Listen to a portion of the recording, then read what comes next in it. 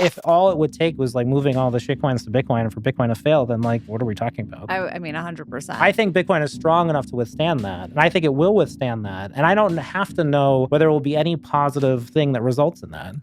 Pete, thank you for coming. Pete Rizzo, how are you? Happy to be here. You are my first official guest in Vegas. Okay, great. How are you feeling about being in Vegas right now? Excitement is high. It's going to be the largest Bitcoin conference of all time. How many people numbers, do you know? 30,000 plus confirmed. Wow. Yeah. Good for the Bitcoin Sitting vice mag team. president, it's not what it was back in the day. Right. I wasn't sure if Trump was going to make it this year, but JD came and filled his shoes. My joke is that the funny thing about announcing the vice president coming to your conference is you're simultaneously announcing that the president will not be there. I mean, yeah, it's kind of true, but still pretty good. I mean, JD, I was not convinced he would come a second time after being elected. You know, I mean, the administration's presence here is robust. I mean, robust. I think it sends a message in and of itself how many people from the administration are here. I mean, yeah, for sure. It's we could go down a whole rabbit hole as we did off camera Right. a couple minutes ago about the politicization of Bitcoin, good or bad, for better or for worse. We could talk about the internal politics. The internal politics, yeah. Well, so I'm curious. Yeah, so I mean, so for folks who maybe don't know you or your background, so you are the Bitcoin historian on Twitter, and background in journalism. I don't know if you want to share a little bit about how you kind of got started in this industry. I've been a Bitcoin journalist since 2013. I was editor at CoinDesk till 2019, Did you start at CoinDesk? Was that like your first gig? Yeah, I was one of the first 3 or 4 people were on that team. Wow. This back was when it was just a Skype handle. When? Like 2013. Yeah. At CoinDesk. Wow. And then when did you move to Bitcoin Magazine? After the pandemic. Okay. So I started working with them before they launched the Bitcoin conference, Bitcoin 2021, which was the big hit. And CoinDesk has a policy. This is something I think people don't understand, they misunderstand about crypto journalism that I think is fascinating. You're not allowed to buy crypto if you're going to write about it, right? CoinDesk, well, I don't know about recently, but I think they just have a disclosure policy. So you're allowed to own it, but under certain conditions, and then you have to kind of update the disclosure place. That's become standard. I think the Blockworks. Okay. Even back at Bitcoin Magazine does that. Okay. Oh, Bitcoin Magazine does that too. Okay. Because I was under the impression that Bitcoin Magazine took a more progressive stance around that or something as a publication. I think it's become pretty standard that most journalists in the space disclose their holdings, at least periodically. I think it's helpful. It adds to public. Makes sense. When did you become the Bitcoin historian, or when did you start to take that lens on this in particular? Yeah, so my journey was, I started off as someone who was interested in journalism and interested in media, and I originally kind of thought about Bitcoin and crypto as a media opportunity. So obviously I came to CoinDesk, the company grew super fast. It grew from a few people on a Skype channel to 14 people operating in a couple time zones. I was the first US hire. So basically the whole team grew out in the US. Just basically the way the industry evolved in 2013, 14, it was very US focused. It was very Silicon Valley and VC funded. And so basically most of the reporting team was in the US. Flash forward, CoinDesk, rose and fell in staff. We survived the bear market. We were acquired by DCG.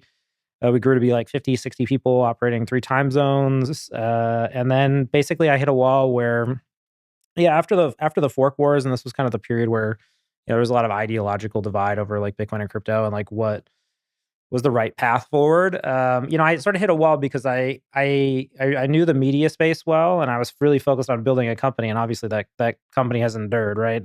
In terms of the editorial product. And so, but I was focused on that and not so much the actual core underlying technology and ideology. And so basically, I watched the ICO boom happen. I watched the fork wars happen, and I left being just really disenfranchised. I didn't know where it was going. I didn't feel like I knew what role I could play, and I didn't feel like I understood what happened. I watched a lot of people in the ICO boom, take projects that they were pitching to banks, roll them out to the public, sell them for $200 million, get rich, and then fuck off, and then go live in Puerto Rico, right? So it was a very gross time period. I was chatting with Joe Lubin about this recently, just about how gross the ICO era was, in terms of its excesses. It's an interesting person to discuss that with. Yeah, it was. But I think there's an understanding even amongst people from that early camp that era was generally pretty bad, in terms of rewarding people who maybe didn't provide. Even that those much who may have taken advantage of it were this was definitely in some sort of weird arbitrage opportunity. Yeah, and so after that, I basically decided I either had 2 options. I would leave the industry entirely, or I would just get serious about understanding, because I had sort of seen the events that had happened, but I don't really think I actually understood them in any or I didn't have a position on them. And I think a lot of journalists get stuck in this position where it's like they don't actually they like kind of they're too clerical or too surgical in how they look at what they cover, and so they don't actually take a stance on the issue at all, and they pretend that like being objective sort of absolves them from taking a stance. And so I look back on those early decisions, and it's like, okay, I didn't tell people to buy Bitcoin as a journalist, and looking back, should I have? Because it's like obviously people would have benefited financially if I had. So I think early on, it's like I would look down at kind of maybe people like a Max Kaiser or Trace Mayer who are actually offering that market advice, and I've sort of had to come to the realization I was like, okay, they were correct, and in being objective, I may have presented their opinions, but by not taking a stance on that in a definitive way, was I actually doing journalism in the pursuit of truth in some way, right? Because objectivism within journalism is sort of it's a crutch because ideally what you want to find in journalism is truth, right? That's the North Star. Being objective is sort of like this weird kind of murky middle ground, right? Like so. Yeah, I just reflected on that a lot, and I decided to just go all the way back to the beginning. And I was like, okay, I'm just going to watch the movie from the beginning, and I'm going to go through all the threads, and I'm going to go through all the things, and I'll just, slowly plod my way through this stuff, trying to figure out what I missed, and trying to figure out, like why these things that I saw happened, because I didn't really understand them like in a very deep way, right? Yeah. So, but during this time that you were having this sort of maybe I should take a position and actually kind of, come to some sort of real point of view here, Hmm. that was during the block size wars? I No, that mean, was after. So this would have been like okay. 2018, 19, 20, and like that point I Would you really. say you mentioned there was like an ideological divide happening or some sort of ideological war? Are you referencing the block size war specifically, or even like when you Well, were like kind of early on in the industry, and this is pretty obvious, I think, from watching some of the recent stuff, but there wasn't enough of us to have different events, right? So I was on stage with like a Joe Lubin and an Adam Back, and that would have been normal. There just wasn't enough people for there to be different camps, and then the money hadn't come yet, so people didn't hate each other, right? A lot this of was what like what 2017, 14, 2018? 15, Oh, 16, okay. Okay. everybody was poor, so nobody was mad at each other because there was, nobody had any money, right? So, no, this is a very serious you laugh, but This it's a was very the serious thing, early yeah. days. Well, there wasn't anything to fight about. I think so my thesis really is that Bitcoin maximalism is born of that era because Bitcoin maximalism is a rejection of sort of the crypto side of the ecosystem, which in itself was sort of a response to these perceived Bitcoin limitations, right? So Bitcoin maximalism didn't exist back then. There was no reason to be like militantly Bitcoin only because nobody understood anything enough to have like a position on anything. Well, and there wasn't a ton of like we hadn't been through the VC pump and dump Right. like Yeah. schemes yet. I mean, we hadn't had like, droves of retail investors Yeah, getting you can go burned. back to a lot of like early Bitcoin development conversations with core developers, and you'll find positive conversation about altcoins, like different designs that they thought were interesting, even from people like Luke Jr., who like that might surprise you, but like you can find direct quotes from him saying stuff like, this altcoin like has a few good ideas, or like I don't think all altcoins are bad. There was a very much of this idea that like yes, ethically, like you should work to improve Bitcoin because it's the thing that's working, like the best of all these other things. But there was this very permissive attitude towards other coins and projects as like maybe these are things we can learn from, or maybe we need to assimilate these into Bitcoin in some way in order for Bitcoin to retain its like market premium over the other coins, right? So like the altcoin boom that happened in 2013, 14, where you see like Dogecoin and like all these other things. There wasn't the negative stigma attached to them because they were by and large like kind of just joke ephemeral projects that like didn't. Technical experimentation. Yeah, or just even experiments with marketing and stuff. Like I'll remember one of the first currencies, the cryptocurrencies I covered was Aurora Coin, which was this plan to airdrop like cryptocurrency to everyone who lived in Iceland, and it ran up to like being the number 4 in crypto coin market cap, and then just immediately went to zero. Sounds like a pump fun project. Yeah, like it's very like the modern. There was this brief like mini craze in 2014 when it was like Nation Coin, this like Germany coin and like Poland coin or whatever. Like, and people would just launch these things, but there was this idea that it was like nobody felt like it was like particularly harmful, and there wasn't like a industry-wide sort of like, sure, some people didn't like it, but there wasn't like a whole culture kind of against it, right? Were there other ideologies that were divisive at that time? Like, was it I mean, so it sounds like at that time maximalism wasn't a thing. I It would sounds like you're argue it paint wasn't. There are people who do argue that it was, so, like, maybe like a Jimmy Song or Giacomo Zucco, though they both, have their forays into sort of the altcoinism at that Blocksize time. Wars was an ideological divider now.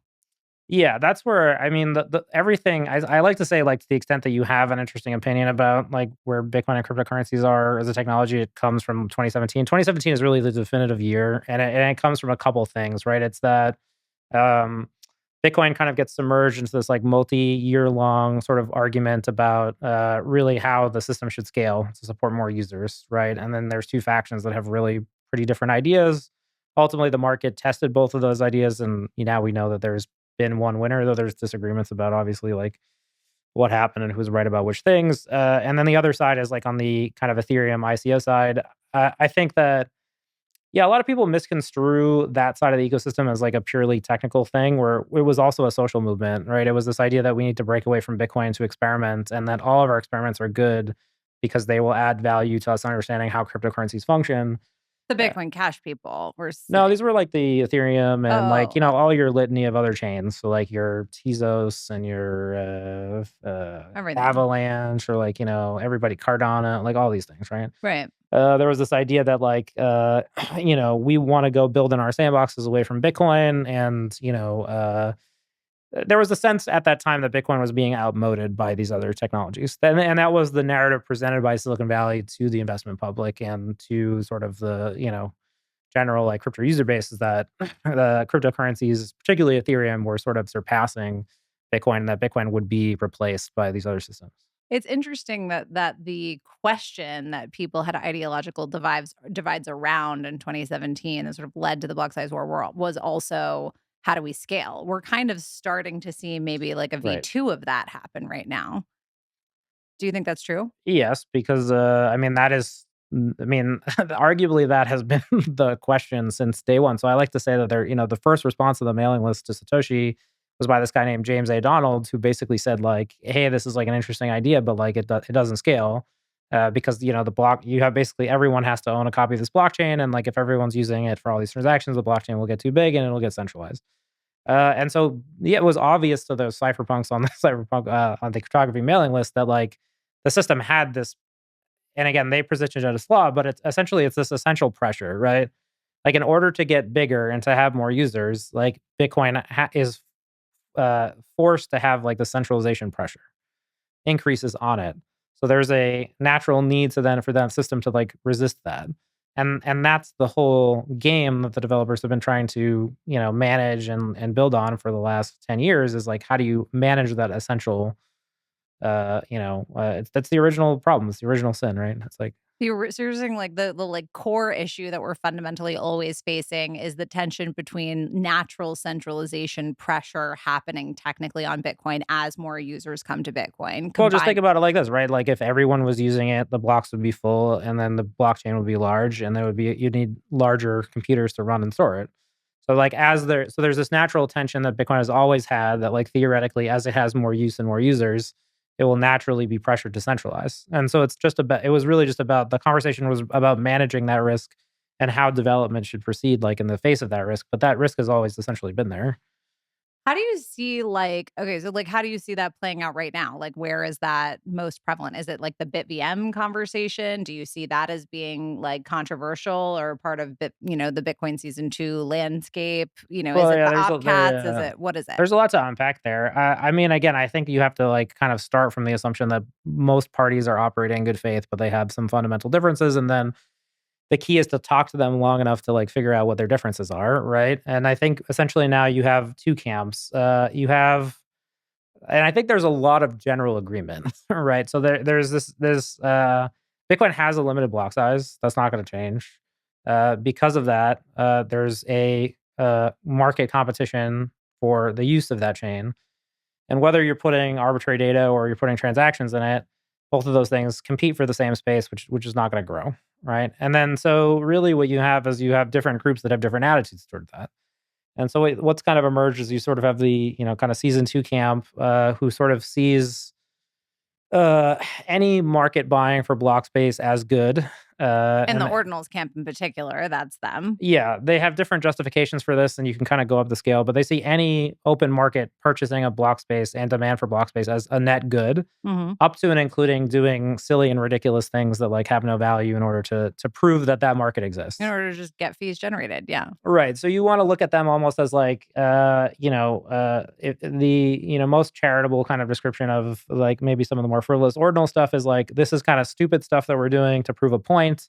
The point is like this is how the system should function. This is the point is like this is how the system should progress. Well, and their core goal is to combat reduction in the subsidy over time, right? I mean, their core Sure, goal and well, argument. that's why, yeah, that's I would put that under the list of that's a conditional, but like then you have to litigate that, and there's we don't necessarily. I wouldn't say that I'm 100% sold on that argument, but I understand that's why they're doing Really? it. Yeah. Interesting. Why? Because you just the way that you see it is like the price of Bitcoin will go up enough. There will be enough There's fees. legitimate counter arguments to that, that What just are your aren't. favorites? Uh, well, we're skipping around a lot here.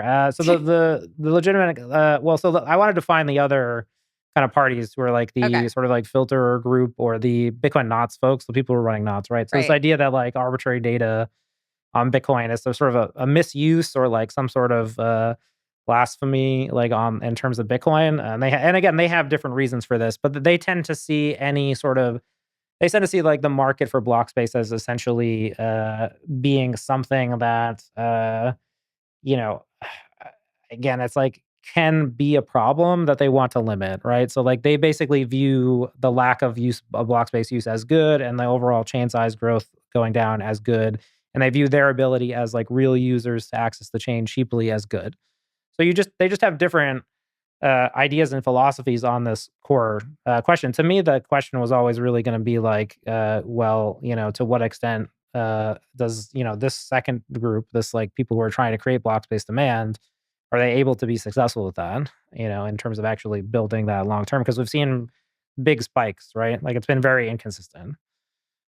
I mean, it's well, I feel like Jameson Lopp should be here and he could talk a little bit about like the gold. Did you read the Goldilocks blog that he wrote by I any did, yeah. chance? Yeah, Hmm. which is like an interesting idea too. I mean, this is sort of like a core tension that comes up a lot is the tension between we need fees for the security budget and also we want to make sure that transactions can be made cheaply on layer one.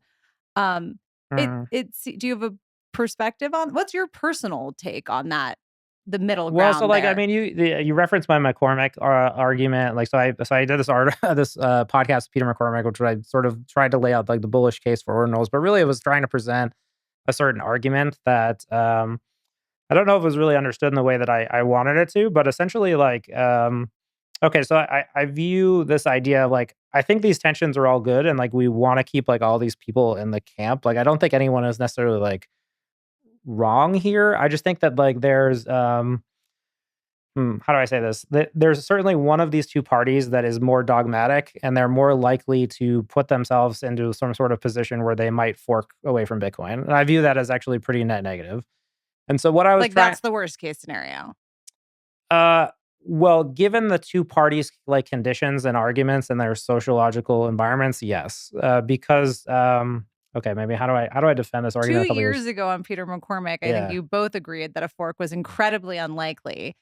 I I think think it's more likely it's than much ever. more likely now. I think it's inevitable now. Wow. Yeah, I think so. Because I've been saying that a lot more lately, and I think the reason is because okay, sort of the knots and the filters camp, but I've had Chris Guida and some other folks like on my podcasts to kind of talk about this. But essentially, I think if you look at the past forks in Bitcoin, or especially with the Bitcoin Cash and the Bitcoin original Bitcoin fork, it wasn't the people who originally kind of started like the larger block ideology that ended up forking.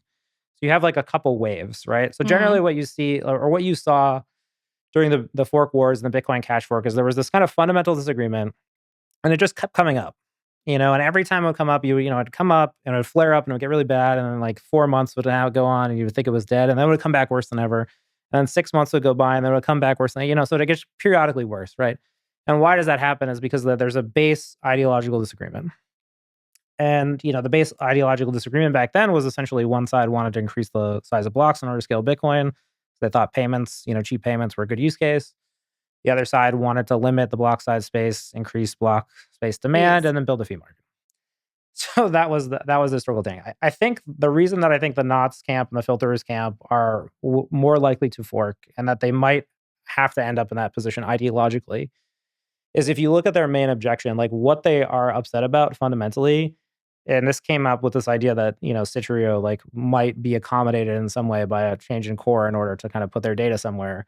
It's the theoretical idea that someone could put some piece of data on the blockchain. And again, 'cause this stuff is not happening. Like Right. there isn't a fee market But this is happening. their fear. This is Right. the No, knots well, camp's yeah, fear. yeah.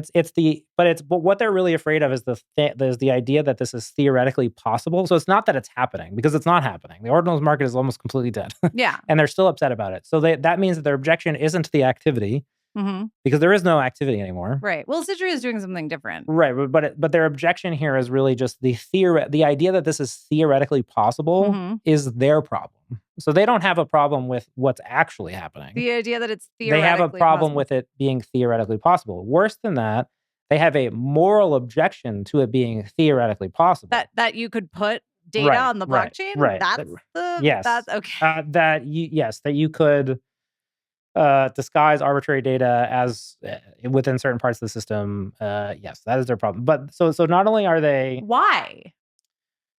well, so that gets complicated, right? And I don't think what is the actual fear associated with that? Like, where does that go? Where they're like, well, a lot of their Bitcoin- arguments fall down to this idea that there's an other, right? There's this other group, the shitcoiners, who are coming to attack and subvert Bitcoin, and this comes up a lot in their argumentation. Like Bitcoin Mechanic and Chris Guida will say this a lot. They'll basically say things like, oh, this is what ruined other blockchains. These other blockchain communities had, cultures of decentralization that were eroded by these, kind of VCs and bad interests and bad actors who bloated the chains and then used them for bad things. Yeah, but in a hyper Bitcoinized world, everyone's going to be using. I just don't see how you keep Bitcoin grassroots and underground in a hyper Bitcoinized world. It just seems. Well, so with the McCormick argument, what I wanted to put forward and what I thought was really important was a positivistic argument for the ordinal stuff, because I think that we should make a distinction, though, between the ordinal stuff and the BitVM scaling Citrio stuff. But it doesn't matter. None of this stuff is going to kill Bitcoin. I mean, yeah. Right. None of this stuff is even Sure. going to harm Bitcoin. And okay, Chris Guida would fight me on this, Sure. and then say But that you could make the argument that DA for programmable Bitcoin, for scaling Bitcoin, for something like a roll up is actually potentially very net positive for Bitcoin. Well, the irony is that it's the sole intent of designing such a system is to take demand away from the base layer. So they are trying to build scaling technologies that reduce base layer demand. But you could also make the argument that Bitcoin as it currently exists in its current technical form will never be able to self-custodially serve 8 billion people. And if it doesn't, that basically reduces its permissionlessness. I mean, I think that is the core argument of Robin Linus. Yeah, so this is where you have to scrub away some of these. Both sides have fundamentally these very doomsday sort of arguments. They both rely on doomsday arguments, and you sort of have to throw them out because they're both equally somewhat dumb. Okay. It's the point of these doomsday arguments is each side tries to kind of evoke this sort of great fear, right? And so on the ordinal side, it's this great fear that the fee market won't materialize, and that the chain won't be secure. It's bro, it's the nations are buying, the demand for Bitcoin has never been higher. Sure, maybe it's true that we need transaction fees, but you don't know that. You can't show that empirically Do you think Bitcoin needs to be functional as a peer-to-peer medium of exchange money in order to succeed in its promise? Yeah, but this is the thing is that Bitcoin has many things at all times to many people, and it just this is the problem. Is the others, both sides also tend to do this thing where they try to kind of put Bitcoin into and define it very specifically. By saying okay, Bitcoin needs to be money, and it needs to be. But definitions aside, right? I mean, there are just certain functional use cases of Bitcoin where it's in my mind, this was an aha moment that I had watching an interview with Robin Linus on Bankless in preparation for this week. An aha moment I had was essentially, if Bitcoin does not, actuate as peer-to-peer, true peer-to-peer cash for 8 billion people, basically its permissionlessness is threatened, right? I mean, if you at that point, you're then dependent on fiat rails, and the whole concept of Bitcoin permissionlessness is challenged. I used to be I a mean, little but bit the of a thing is, store of to value. the knots and filter side, it's like, I mean, that is only true to the extent that you don't have like a robust network of like people running nodes, right? So like that which again is their defensible point. Like to the extent No, that they have like a really defensible point. but like on layer one, you can't have 8 billion people transacting with Bitcoin. Just like technically, it's just like not possible. It's just like, like Possibly, but with block this space. is sort of the problem is that both both of these sides like what the real problem in this thing is that both sides spend a lot of time litigating these ridiculous hypotheticals, and they don't actually kind of focus on like what they're practically angry about, and so they end up litigating like this very like weird doomsday stuff that like again it's like technically the sun will explode and like we'll all die and like Bitcoin won't be around anymore. So it's like it's like what's the point? And like you know what I mean? Like you can push out the hypothetical like far enough, and it becomes kind of ridiculous. And so it's like both of these camps like are well-meaning. You have to start from the assumption that they're well-meaning. I think there has been a really big social disconnect, and I did go to a number of like other like fairly prominent developers like at the end of 2021 and 2022, and what I said was essentially like, "Hey, I've like noticed this like really weird thing where like a lot of people on like popular mainstream like Bitcoin Twitter and like a Bitcoin culture like just seem like they no longer think like like a fee market like is necessary for the security of Bitcoin. And like, do you agree with that? Is that like a thing that people actually think now, or did I miss something because I'm just like generally stupid about things? And I'd say the technical community is generally in alignment that they see Bitcoin requiring a robust fee market in perpetuity. So what do you think are like the similarities and differences between this orthodoxy split that we're currently experiencing now Hmm. today in this, let's call it the ordinals slash DA roll up people? Hmm. I'll call them DA people because it's ordinals, it's L2s, it's whatever you want to use Bitcoin for on the DA level Right. versus let's call it the filtering spam. Jeremy Rubin tweeted this the other day. The Nazis, Mm. KNOTSIE. Um, Yes. uh, Yeah. um, Um, what are like the similarities and differences between the current divide that we're experiencing in quote unquote Bitcoin orthodoxy versus previous historical orthodoxy splits? So I think like sociological groups like generally sort of do this, participate in this game where they try to claim sort of like this. It's a dangerous to answer your question like specifically because both of these groups essentially are trying to kind of like rewrite history to their own making. And so, like, when you see things like, the most recent election in the United States, like, this is common when you have what are political parties? Parties are just some formalization of a sociological divide into some sort of branded kind of like public democratic type thing, right? And so both of those parties sort of claim some history of America, right? And they say, oh, okay, if the Democrats win, America will be destroyed, you'll have no jobs, blah, blah, blah. And the Democrats will say, oh, like Trump is Hitler, like fascism will come back, right? So they're both constantly like appealing to history in order to make their arguments. And so this can be a bit of a dangerous game. But to answer your question, yeah, I think like the side of the people who are on the ordinals kind of DA side are sort of appealing to this idea that, Bitcoin had this vision of accommodating more users and it had this vision of kind of accommodating more quote use cases for, different blockchains that we've seen kind of emerge in the cryptocurrency land. And the knots and filter people are sort of claiming this lineage of the fork wars, where yes, the people who ran nodes and sort of wanted to keep Bitcoin decentralized played a pretty significant role in like how that situation played out. So they both have a claim on the history. To say that one has more of a claim is to sort of miss the point, right? It's like they're both engaging in the same tactics with each other and therefore fundamentally having a bad conversation because they're constantly either disagreeing about their like historical perceptions or their future doomsday perceptions and like not actually arguing about what's happening. That's why like the actual thing that's happening here is like very benign, right? It's like a core developer like recommended a change that he thinks would be not as bad if some project was going to put data on the chain in a certain way, thereby maybe inspiring other people to do the same. It's a fairly benign issue, but then why does it flash up? It's like, well, because these groups fundamentally disagree, and then you have to get to the core of like, well, what did they actually disagree with about? And I think it's pretty clear that like this kind of like the knots filter group is like they find it theoretically untenable that it's possible for people to pay to put arbitrary data on Bitcoin. And because they find the idea of that unacceptable, and what I was saying before, like morally unacceptable. And is it morally unacceptable just because it's going to drive fees up and make it more difficult to put stuff on layer one? Or is it just literally like, That's I think it's just a standard us them. I mean, I joked with Chris Guida and Luke Jr. about this, where it's like essentially an immigration argument.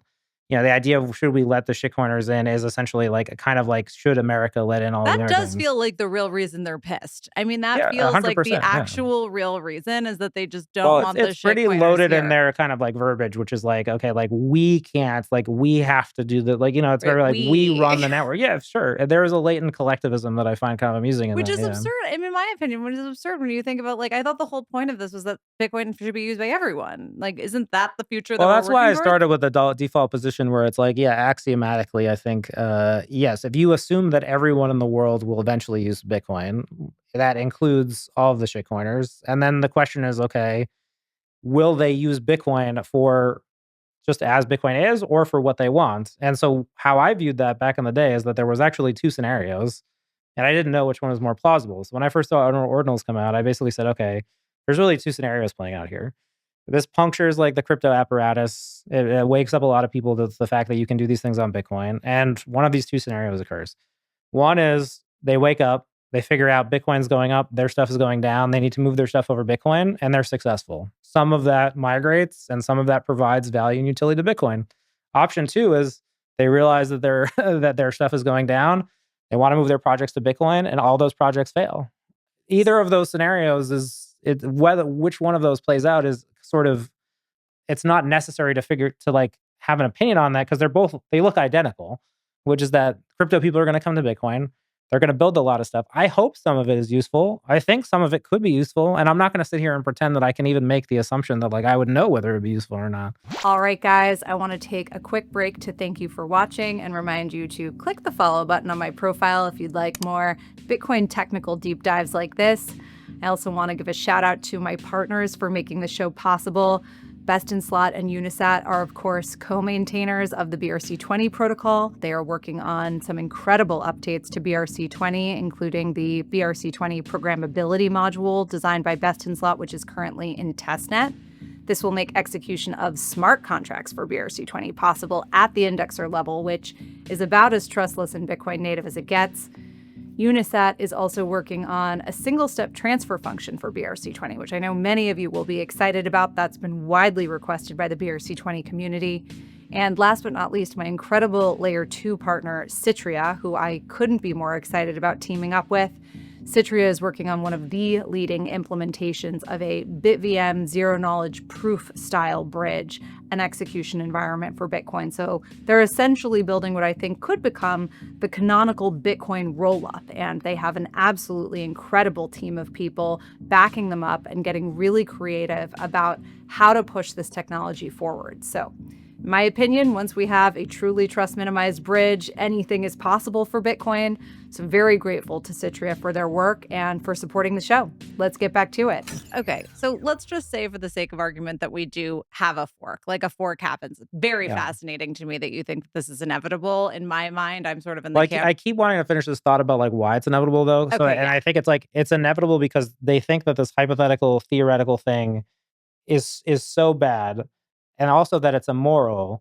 And because of that, their social language is like, we are accommodating this, and then you are accommodating this. If you allow this to happen, you have to stop this. And what'll happen is that that argument will condense until someone acts. So when you look at sociological arguments, arguments that say like, if you do this, you are abetting evil, like you are doing wrong, will eventually force someone to act in a usually negative way. So you usually see this around things like, I don't know, like incidents of like the Tesla stuff. Let's just take that as a modern political example. If to even drive a Tesla is unacceptable, for someone to sell a Tesla is unacceptable. Therefore, you must vandalize the Tesla. Therefore, you must burn down the Tesla. sure. Therefore, Elon must be eradicated. So the knots filter aside, I think because they have a more inherently like moral like ideology, they will eventually kind of force themselves into a position. And I don't think it's the people who are leading it now, right? So this is where like Luke Dash Jr. won't be no, the forker. no, and I don't think Bitcoin Mechanic will either. I think that what they don't realize, and what I've tried to impress upon them in Is that personal they're conversations, encouraging someone else to fork. they're encouraging a dialogue and a type of discussion and a certain vitriol in the discussion that will ultimately force some party to act. Right, like someone will be so emotionally Yes, compelled by this 100%. ideology that they'll go act out. Yeah, and that will take the place of someone writing an implementation that rejects blocks. Which but will ultimately also, in theory, just and in my opinion, I'm like, okay, so like some small portion of the network is gonna like go fork and do their filtering. Like, I'm But kind of okay with that. they're the part of the like, but so this, if you go back to like why I wanted to make a positivistic argument for them, like within the McCormick environment, it's that I don't think they need to. Like Bitcoin is winning. This is just a symptom of Bitcoin winning. And I don't really know why they're so threatened by this because again, the block size is capped at 4 MB. The chain growth can't really escalate. You know, I mean, again, in a worst case scenario, like everything that's happening on the chain right now could have just been caused by El Salvador, adoption of Bitcoin just, catching But on. also, Like there's let's just nothing. like play this out. Like, let's just say a fork happens, right? Like, BlackRock is not gonna like buy this Well, so fork. this is why I find like the argument that they make. So there's one particular argument that I genuinely dislike, and again, I really do like Bitcoin mechanic like a lot as a person, but he's made this argument that essentially like it's embarrassing to like the Wall Street and serious people that you can put JPEGs on Bitcoin. Like he did this at the conference in Texas, and I think I would counter his argument by saying I think it's far more embarrassing to have to go to BlackRock and explain why you're forking Yeah. Bitcoin to remove these things instead of just simply ignoring them and just like carrying on with your life on the assumption that they're going to be priced out. These people are coming and they're building useful technologies that could maybe, grow into L2s that are useful. But again, I think And even if you don't fork, it's more embarrassing that you're spending all your time thinking about how to fight the JPEGs when you could be thinking I think about things there's like two things. scaling There's two Bitcoin. parts of their argument that I really dislike. It's like one of it is this us them dynamics, but then it's this idea that they're so convinced that like none of these ideas can provide value, and it's like this is why we have markets, Right. so that like we can test whether ideas work or not. And again, it's like I will concede it is a plausible reality that you try to move everything that has been invented in cryptocurrency over to Bitcoin as a base layer, and like none of it works. That's a plausible reality. But there's no plausible reality where that happens and like Bitcoin also fails. That's crazy to me. And what I've tried to point out to them is that they fundamentally have this very weak vision of Bitcoin. And I don't think that they will win the popular Bitcoin audience because they No. ultimately are saying that Bitcoin is weak and that Bitcoin can be destroyed by this like fairly benign thing. I mean, if all it would take was like moving all the shitcoins to Bitcoin and for Bitcoin to fail, then like what are we talking about? I mean, 100%. I think Bitcoin is strong enough to withstand that. And I think it will withstand that. And I don't have to know whether there will be any positive thing that results in that. I'm not even sure a fork would be like that like horribly detrimental because in my mind it's like completely inevitable that like a fork would just be like it's like It okay gets so like worse because very small numbers of people no, are it going gets to buy some fork it like gets worse because there's been and this is going back to another point I made earlier in the episode that I went to some of the developers about this. It's that the like general understanding about Bitcoin Core as a technical project has declined rapidly since 2020 and 2021, where most yeah. of the users who are onboarding were coming because they were being deplatformed and they were politically disenfranchised and they were fundamentally uninteresting and uninterested in understanding Bitcoin as a technical project. And worse, and this is what the knots and kind of filter people inherit, is this idea that like just because they're an organized meritocratic body, Bitcoin Core is some type of governmental organization, which again is emphatically incorrect. It's an incorrect view. Yeah. But this was allowed to fester because of like the podcasting culture on Bitcoin of like the talking heads, where it's like we don't need developers, the developers are good. And there are prominent figures who play into this, up to and including Michael Saylor. And this is why I think the real danger scenario is that the knots and filters points group is better understood by like the Bitcoin collective. Their argument is simpler, it's more reductive, and it's better understood by the great majority of Bitcoiners. Well, and it also appeals to, I think, a certain personality type that Yeah, it's a very Bitcoiners. appealing argument. Yeah. I mean, this brings me to like a whole other everyone series loves of hating questions. another. Like, Well, and you like know, the it's like, tinfoil hats. I yeah. mean, people were like, accusing Antoine, who's a prominent core dev who wanted to push through this like very, very, very minor change to Bitcoin that, was well, we can get into the Arbitrary thing, but Sure. people were like accusing him of like taking bribes and like character assassinations on this guy. I mean, it was like it was wild to me actually watching the tinfoil hats really come out on that side. Well, yeah, like some of this stuff is good, right? Like I think like Giacomo Zugo's come out, and I think he said some stuff like, well, public scrutiny of Bitcoin and the core is good, which I agree with. I think though what has happened though is that there's been a degradation of like understanding about Bitcoin Core, partly because Bitcoin Core has not advocated for itself in any way. 100%. They have a comms problem. They have a serious comms problem. Well, that's how, ironically, that is how the Bitcoin Cash fork really started within Bitcoin, is that those Bitcoiners had a huge comms problem, and they went, and there was a lot of effort spent. I mean, that's one of the primary reasons I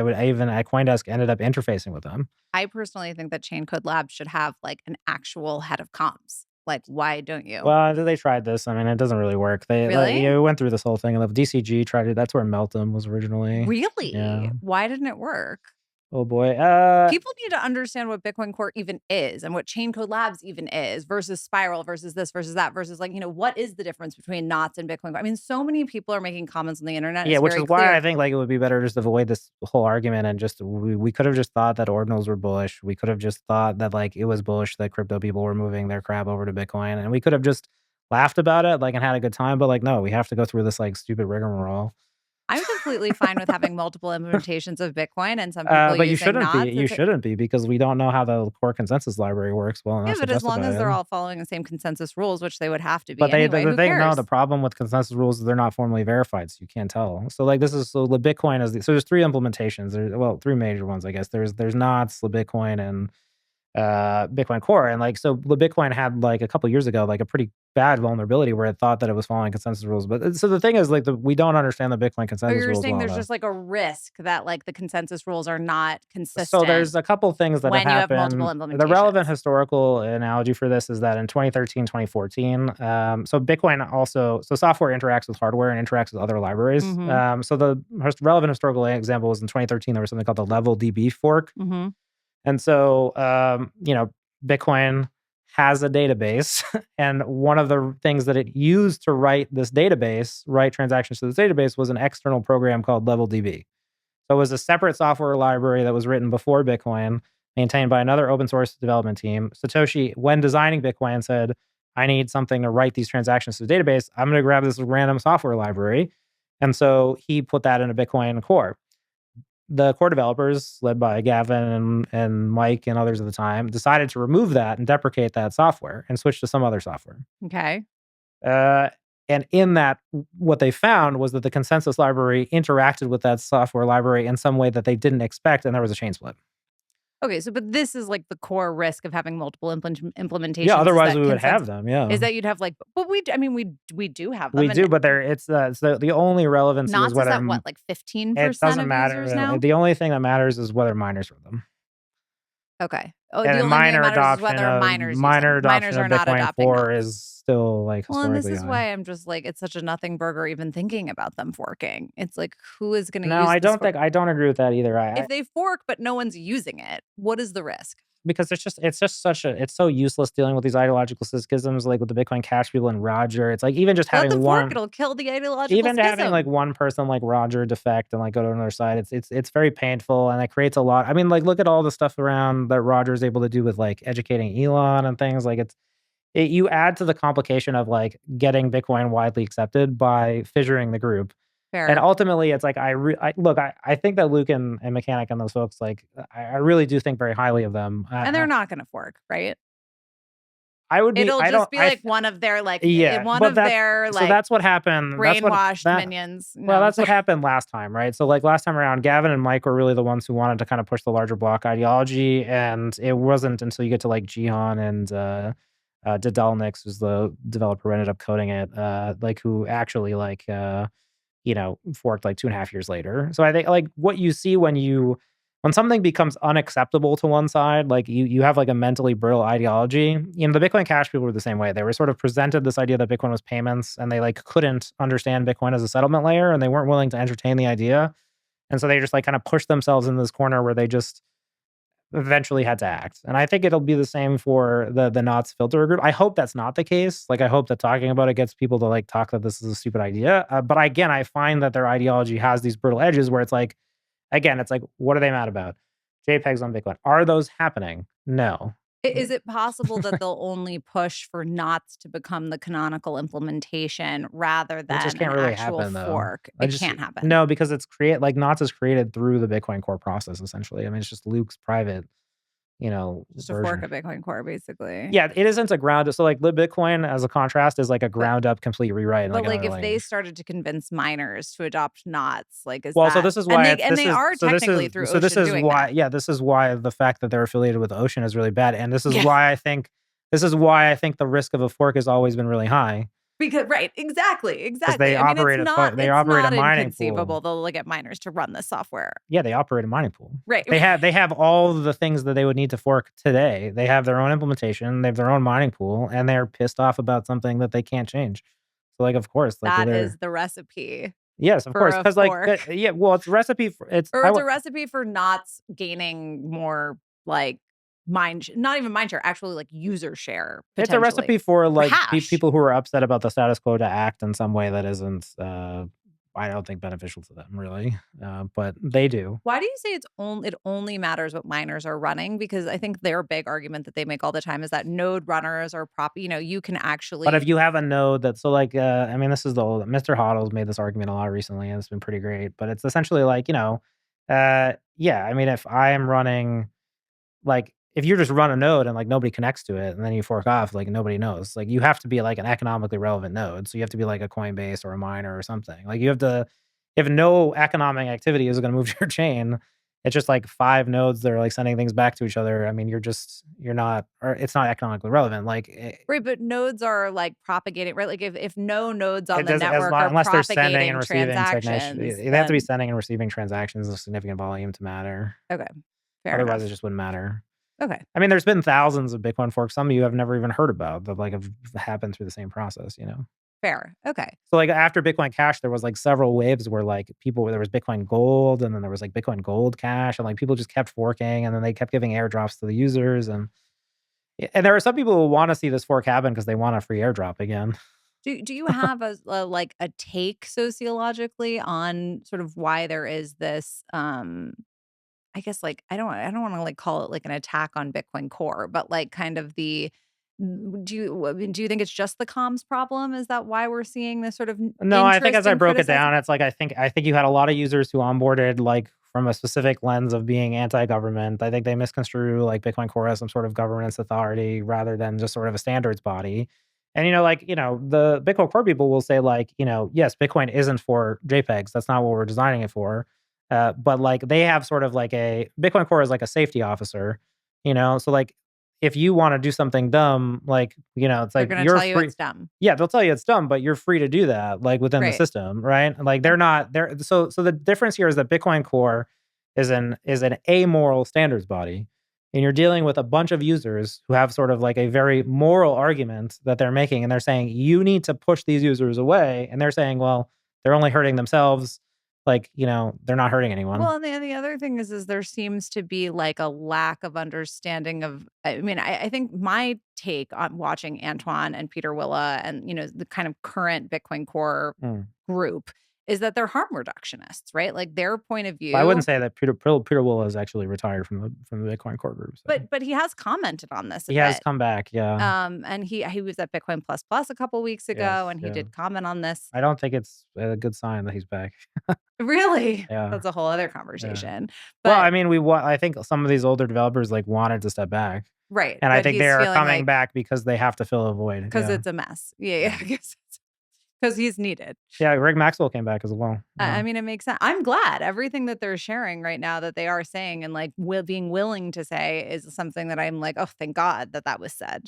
Um, but I would agree, yeah, I mean, I think G-Max hit the nail on the head when he said this in response to Bitcoin Mechanic on Reddit, and he said, "I think you're confusing the goal of having the best money with the goal of, like, I'm not quoting exactly, but it's like, the goal of, like, getting rid of or being angry at a certain group of people." And I 100%. think that's 100% the conflation that they've made.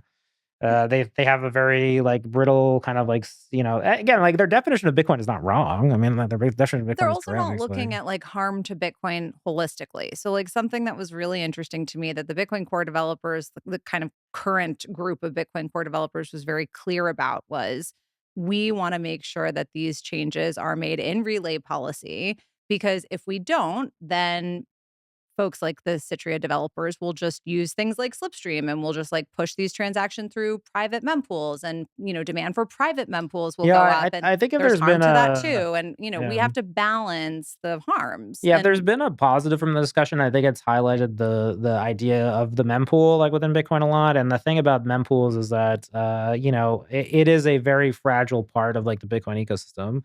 I mean, essentially, like, we say it as a single word, like a mempool, but, like, what's actually happening is, like, we broadcast our transactions, like, out to the ether, and then what happens is because the Bitcoin network broadcasts those transactions, any miner anywhere in the world can take those transactions, stuff them in a block, and propose a block. And so, like, the ecology around that, and I think Greg Maxwell's post really got to the heart of this, which is essentially like that ecology can very easily break down. Where it's like you create incentives for people not to broadcast the mempool, they'll broadcast it to private miners, which increases the risk centralization risk there. So yeah, I mean, I think that's been a it's a healthy MEV risk, conversation. arguably. Huh? Yeah, it's a minor extracted value risk also as well, arguably. Right? Like if you have, Yeah. yeah. Well, yeah, there you create other, like, profit incentives and things that could happen around that. But yeah, I mean, look, I think that they've highlighted all the right arguments. I just think that, like, what I look at with the core and the filters, the filters and knots group is like I just don't think they're going to be satisfied until they fork, because it's like clearly It's like like a they're brand now for them. Do you think that's fair? I mean, do you think that's totally unfair for me to say?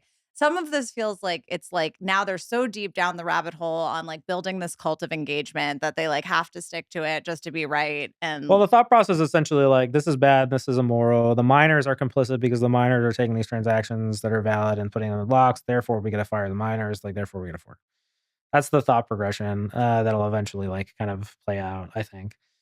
But again, I don't know. I think, like, people sometimes, technical developers, like, will make an argument, and, like, from Luke's perspective, I think, or mechanics perspective, it's like the mining ecosystem is very centralized. Okay, like, yes, it is sort of net bad that, like, people are paying to put JPEGs in Bitcoin, and, like, in a perfect world, we would want that to happen on some other layer. The fact that it's possible now, it's like, could you make, could you try to restrict it? And the answer is like, yes, you could, of course, try to restrict that either through changing policy or changing consensus. But there doesn't seem to be an overwhelming demand to do that. And so I don't. I'm curious so we don't get too deep down the rabbit hole of the knots op return drama. I wanted to make sure that we talk a little bit about sort of one of your theses also when you spoke to Danny Knowles. I guess Mm, no, actually maybe it was when you spoke to Peter 2 years ago, mm. about sort of the crypto thesis being fundamentally potentially disrupted by ordinals. Now we're 2 years out. Is that the case? Do you have thoughts about how that has changed? Like Yeah, I don't know. I think, like, a lot of it will depend on, like, the regulatory stuff in DC, and, like, how much of a green light, like, the crypto group kind of gets to continue its, like, wanton experimentation with, like, global crowdfunding, without securities laws attached to them.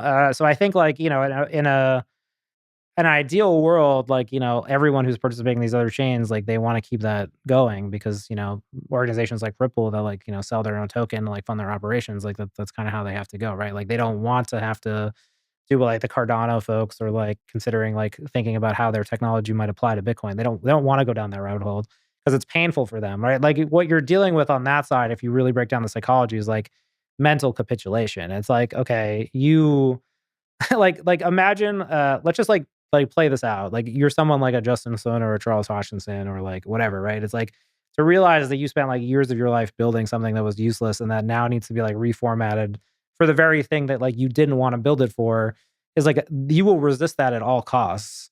And so the question is like, really, it's like, how long are they allowed to resist that? If you agree that they'll eventually have to, that is the reality, and they'll eventually have to play out that reality. And so again, it's like they have every incentive to try to delay that reality for as long as possible.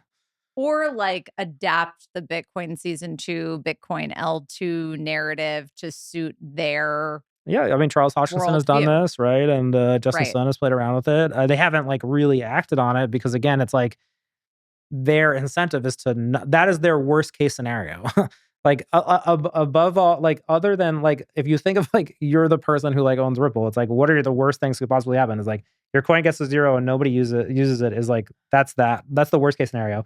And like a little bit above that is like you have to reformat everything onto Bitcoin, like actually make your technology use Bitcoin, and your token goes to zero. That's a little bit preferable, and maybe you can monetize it somehow.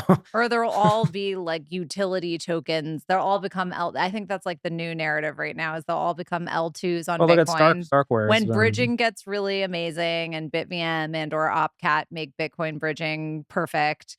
Obviously. Well, like Starkware is really pushing that narrative a lot, right? Like this idea that the chains will be like symbiotic and like Yeah. there'll be a lot of back and forth. And I think like, maybe they'll be successful with that for some amount of time, or maybe that's right. I don't know. I think what's weird about the Knots filters group is they seem to be happy with the other cryptocurrencies existing, and they seem to be like okay with scenarios where they're this activity happens elsewhere, and therefore, like, I don't really know if that's classical maximalism, because classical maximalism is sort of based on this idea of like obfuscating all these other Right. tokens. So I don't know. They have like Right. just some like ideological things that I just can't square. I don't know how to deal There's with them. some holes.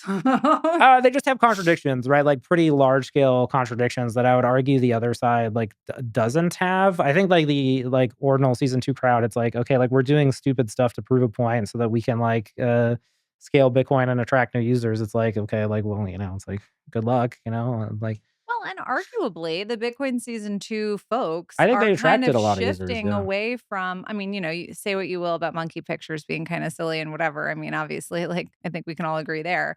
But it seems like Bitcoin season 2 is sort of moving into this scaling BitVM L2 world that may have, like, actually quite serious implications for how we use Bitcoin and how the world Yeah, I uses just talked to Bitcoin. Sergio Lerner from RSK. He's really bullish about BitVM and sort of just building other type constructions of Bitcoin. But again, like he's been working on this for like 10, 12 years, right? And so, is now the time? Is this really gonna like take off? I don't know. I'm not threatened by the attempt, and I don't see any like issue with like them doing it. Like I don't. This is the thing that I think makes me a little bit, like, crazy about the current op return drama and the Knots people Hmm. is the, like, sort of the implication that all DA on Bitcoin is just monkey No, it's pictures. worse than that. I think actually, their core argument, and this is what I'll say. Like this would be like if I was actually going to talk to Chris Guida or like Mechanic and say like their core argument is that the culture of Bitcoin is a necessity to Bitcoin, Right, and that will not prove to be true, and that can't be true, right. because Bitcoin will ultimately have to outgrow its culture in order to. And this is why you're seeing like the politicians coming out here. This is against the orthodoxy. Ordinals L2 stuff is against the orthodoxy. Public companies buying Bitcoin is against the orthodoxy. The culture, and I think I've had to come to terms with this, is I think you're seeing that like in 2020 and 2021, Bitcoin needed a really strong culture. Right. It needed to actually resist a lot of these forces, and it was a very good thing. But now we're winning. I And the thing is, and I think a sub theme of this cycle is that Bitcoiners can't win. They can't admit that they're, and this is where I feel like, we can't be a singular team. We need to have lots of different types of Bitcoiners. yeah, Otherwise, by definition, the world can never be yeah, hyper I Bitcoinized. just don't think like if there's one argument of the bedrock of the filters like view that I really emphatically disagree with, is it's this idea that Bitcoin needs the culture to survive. I 100% agree. I feel like it's completely shooting ourselves in the foot. It's like, way to stay small, guys. I mean, that's sort of like how I feel Well, I about think it. it's a fundamentally like they are ultimately it's a very appealing view, because what you're saying is like, oh, Bitcoin needs me. To me, like, all of these Well, this is arguments why I have think these like crazy that. This is holes. why I think like that whole sort of like argument I laid out on McCormick was sort of basically like, okay, like if you assume that this is inevitable and everything's just going to go to Bitcoin anyway, then you're just debating semantics about like how that happens. You're debating like which way the cookie crumbles, and the answer is like I don't know. It's going to happen 100 different ways. But if you think that that's going to happen, you shouldn't have any problem with like all the crypto stuff coming to Bitcoin, because it's inevitable. It's just like it will happen. Whether or not it works or whether or not it's useful is besides the point. There will be a period at which they will attempt to do this, because they will have to, because their incentives will dictate that action. And so, yes, maybe they shouldn't be accommodated. I would be against certain, changes made to accommodate them on certain levels, but right now they're not asking for anything. Gun to your head. And I guess this episode is kind of just going to be about the sort of the sociology and psychology Mm, of this sort of current orthodoxy division that we're mm. experiencing. Gun to your head, how does this particular orthodoxy division resolve itself, right? I mean, we had sort of, again, the Blocksize War has resolved itself in a certain way. there's specific kind of technical changes that happened and it sort of It maybe doesn't, like, it maybe just continues, right? And, forever well, I mean, again, I think, like, or both just dies camps. down. Well, so I wrote this piece, like, in Forbes that, like, nobody really read, but I really stand by it, and it was called, "Bitcoin After 2140," and this was this idea of, like, okay, like, what will happen once the fees go to 0, and, like, what do the different groups think about this? And I think what I came to after writing that was ultimately, like, we have this unfalsifiable. Both sides have an unfalsifiable viewpoint. One side says fees need to be high in order for Bitcoin to secure and to function in perpetuity. Therefore, all these actions are justified. The other side says that might not happen and we might not need that. Therefore, all these actions are justified. And there's no way to falsify that because we can't know how people will behave. Right. It might just resolve itself like as numbers actually start to play out in the future for real. Right. Yeah. Because the argument, so, and there's also little quirks that I would say, like, if you look at the Bitcoin culture and development over time, and you definitely find this in a history as well, right? There are large kind of like epochs of time where like people think something and they like are all convinced about this, but then it just turns out to be wrong. Hmm. And so like one of the things I was talking about to this guy he was like a Bitcoin Cash guy at the OpNext conference, and I said if you go back to that time period of the fork wars, what's the number one thing that everyone was wrong about? Is everyone in all those discussions they thought that the technical development of Bitcoin was necessary for its for price appreciation. They Hmm. all thought that, and now 7 years later, there's no one who thinks that. No one thinks that. No one thinks that. Back then, everyone thought that. Hmm. And so the question now is like, okay, like, well, what does everyone think that might not be true? And this is like the one thing, like from the filter is knots people, that's where I'm like, okay, like if there's something that keeps me like, okay, like thinking about their thing, it's like, hey, what of the idea that we need fees to secure Bitcoin?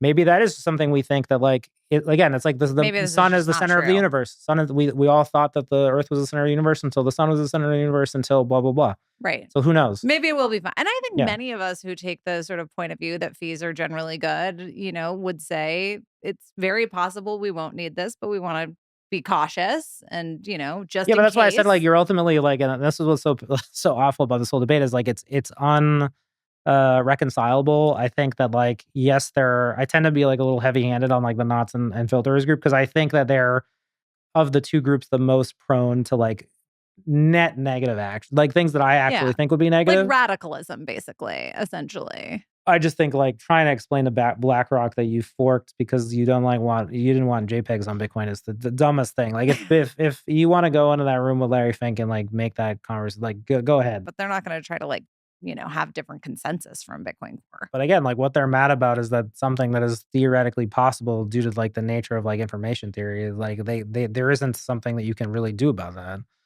It's like you can disguise Get people to arbitrary use data. knots. Can you just have like a No, because like again, like not like again, like and this is they've equivocated on this, right? They've sort of said like, oh well, filters work because it makes spam more expensive. When it's like really what they also want is a way to remove all this stuff. That's what Peter Todd said this in like Texas. He said, if you can find a principled way to remove this stuff, great, propose it.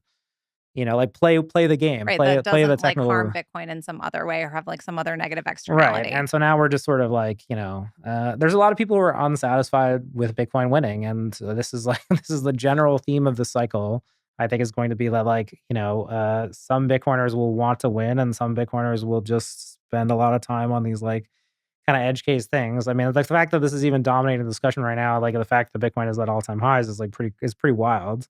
I thought it was interesting that Robin Linus actually, I think I didn't read the proposal, I should have, but he proposed some sort of like automatic Yeah, I don't know what that was cleaning of the about. Yeah. UTXO, the tiny Well, that dust had to limit do yeah, but that had to do with, UTXOs. like, periodic like, the problem with that was that you would have to resend people's keys, right? Like, that they had actual rights. Yeah, I don't think that would, like I think I there mean, was, like, it had a actual. confiscation component, Yeah, which I right, think and, like, which people are the, freaked out about. yeah, Yeah, exactly. Which has yeah, implications for other soft forks or soft fork yeah, proposals, namely quantum. But yeah, that's a whole other discussion. yeah. Yeah, I mean, hey, the don't trust the devs people, I'm spiritually there. It's just, probably the wrong time. The one of the challenges that I do struggle with that though is it's a lot of the Knots KOLs kind of expose themselves as very non-technical. I mean, obviously you have people like Luke and to some extent Mechanic, but like it does seem The like a mechanic's very lot technical. of like, macro monetary maxis who really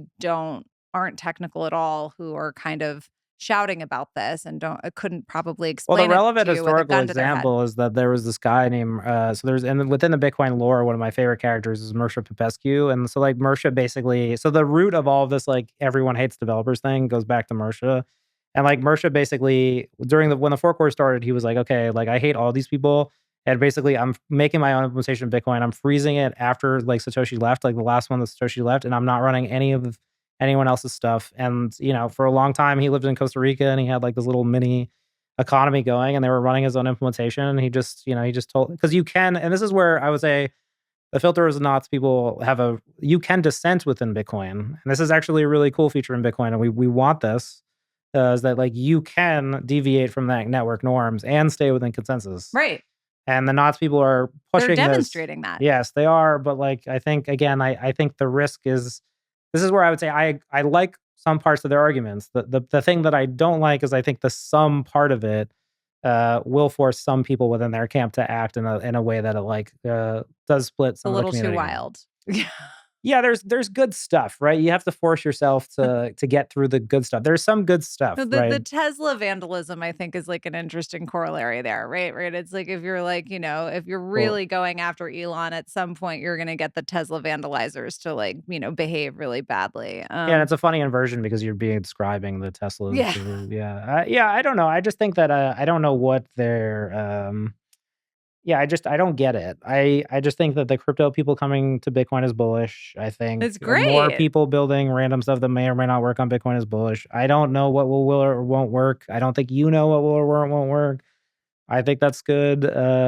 If you want to be unhappy about it, you're entitled to that. If you want to run your own like custom modified version of Bitcoin Core, you're free to do that. But like I think it's just like, I think that it's that pressure cooker of like the moralism. It's really the Fisher point here is the moralism between they want to kind of have this very specific moral stance on technology, and they'll say that, right? They'll say like Bitcoin is the people, is the ideology, and then Bitcoin Core, which sees itself as like a very agnostic, morally they're neutral. Like, they're like people who like sanitize a hotel room. You know? It's like they're like, yeah, we cleaned it. God bless them, honestly. Yeah. Whatever you do in the room is up to you, but like this was like news to me that like, the Bitcoin core devs, I think they also don't talk much on Twitter because they have trauma, like people like Peter Willa, and I'm obviously speculating. Now, and this is the result of them withdrawing from the conversation. I think actually that's probably the biggest takeaway from that, is that the lack of understanding that has brought among like a lot of people about how Bitcoin actually functions. So yeah, maybe people will learn. We'll see how it goes. Anyway, I'm very grateful. It's been very interesting watching how the Bitcoin core devs have been managing this sort of mini PR crisis. I mean, I could criticize them, but I also understand where they're coming from on a lot of this. And yeah. Yeah, we'll see. We'll see. Well, this was very interesting. Yeah, the psychology of the current orthodoxy schism. Thank you so much, Pete. Yeah, happy to be here. Yeah. And until the next conference, hopefully. How often are you doing conferencing these days? Don't get out too much, but I don't know when this will air. But the Bitcoin conference is your main squeeze. Yeah. I'm happy to go to any Bitcoin conference people invite me, as long as I can make it. But were you in Texas? Did you go I feel like I didn't see you in Texas. You watched. No, I had you clearly watched, or you had a mole taking notes for you. I watched, yeah. Okay. I enjoyed it. It was good theater, It was great. It was good theater. I think we all learned a little bit of something. But again, I think it's all about what's the worst case scenario and like how do we avoid it, and like what are and people are actually thinking through the arguments on both sides. And again, I think there's the whole escalation is really stupid. I agree. All right, cool. Well, thank you, Pete. And till next time.